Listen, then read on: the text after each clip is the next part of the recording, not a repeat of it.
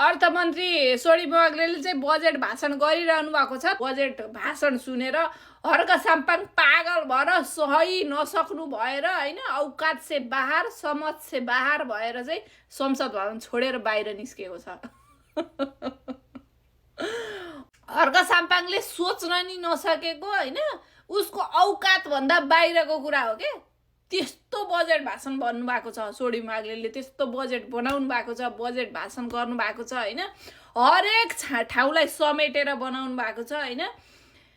अबको 3 वर्षभित्र 4 वर्षभित्र 5 वर्षभित्र चाहिँ देश यस्तो गतिमा अगाडि बढ्दैछ अनि यो यस्तो भसी अनि यो गुइठे अनि सही खप्नुहुन्छ यसलाई, देश बन्दैछ त्यही भएर सही खप्नुहुन्छ अनि यसलाई देश बन्दैछ भन्ने कुरा थाहा पाएपछि यसलाई सही खप्नुहुन्छ, त्यही भएर बाहिर निस्केको संसद भवनबाट यो गुइठे। यस्तो अब धरानमा के कुराको विकास हुँदैछ, सुनसरी जिल्लामा चाहिँ के कुराको के अरे विकास निर्माणका कार्यहरूमा कहाँनिर कस्तो बजेट भाषण हुँदैछ, बजेट जाँदैछ भन्ने कुरा सुन्न पर्दैन गुइठेले। यसले देश बन्ने कुरामा चाहिँ यो चाहिँ विपरीत हो के, विपरीत। अब देश बनाउने भए रासोपाले भनेर यसको पेटा चुर्न परेर उठेर हिँड्यो। गुइठे तँलाई गुइठे।